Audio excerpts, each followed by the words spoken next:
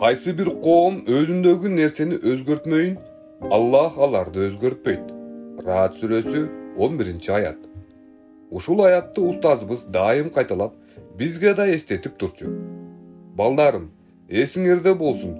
Oy özgörmöyün, jaşоо özgörбөйт. Özüңөрдү özgörtmöyün, Allah силерди özgörtбөйт. Murun adamdardı başkaları özgörtüp, ustazalardı tarbiyalap koyot деген pikirde жүрген экенбиz. Açınında özgörүүnü adam özü kaalap ustazga barışı kerek tuura. Adam özü kaalabasa аны эч ким özgörtө албайт экен. Ушул arada bir окуяны айтып берүүнү туура көрүп жатам. Ага менин да бир аз тиешем бар. Ишкердикти жаңы баштаганыбызда bir жалганчы тууралуу угуп калдык. Ал карыз алып, убактысы келгенде башкадан карыз алып жаап, иши жүрүшпөй жатканын айтып, карызын төлөштүн ордуна жылдап артка сүрөт. Кээ бир ишкилер менен мудараба кылып, келишимди бузуп, суудан кургак чыгып кетчү. Мударабанын шарты соодада зыянга учураса, акча берген адам пайдадан куру калат. Анткени соодагердин ооматсыздыгы үчүн акча берген адам жоопкер эмес. Табигый кырсык болуп, товар же акча жок болуп кетсе, ошондо гана акча берүүчү акчасына күйүп калат. Ал башка шаардагы байлардын кыздарына үйлөнүү үчүн жуучу салып, той убактысы келгенче алардан акча алып жеп кетет эле. Көпчүлүк бузуктуу иштерин Харазмда эмес, башка шаарларда кылчу. Ошол учурда кызыл төөлөрдүн баасы жогору болчу. Ал ушундан да өтө чеберчилик менен пайдаланган. Кызыл төө соодасы султандын көзөмөлүндөгү иш болчу. Ал адамдарга кызыл төөнү арзан баада алып бермекчи болгон. Султандын төрөлөрү менен келишип ишти баштаган. Алар алдамчылык ишинде тил бириктиришкен.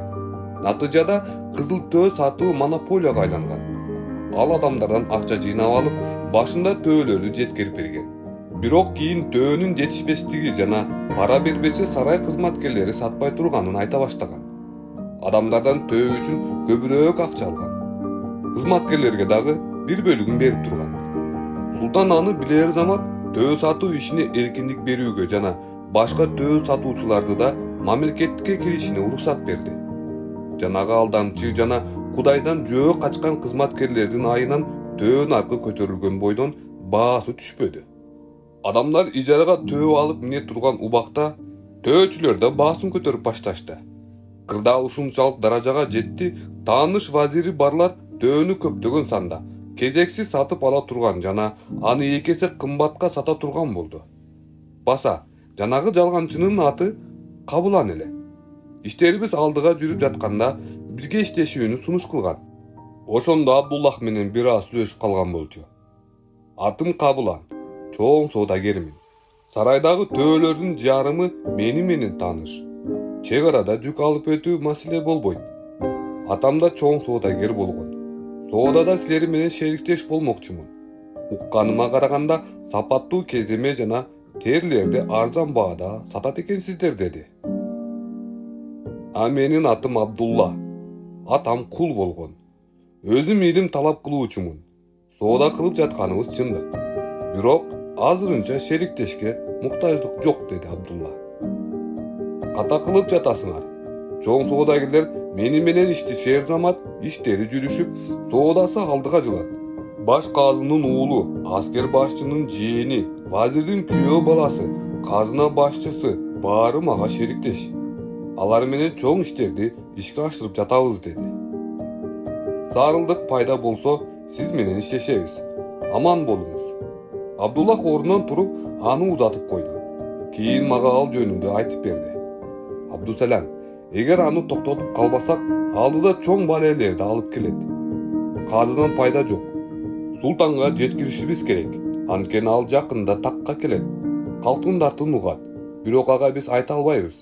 Биздин сөзүбүздү жеткиришпейт. Башка таасири күчтүү адамдар аркылуу абалды жеткиребиз. Арадан бир нече ай өттү.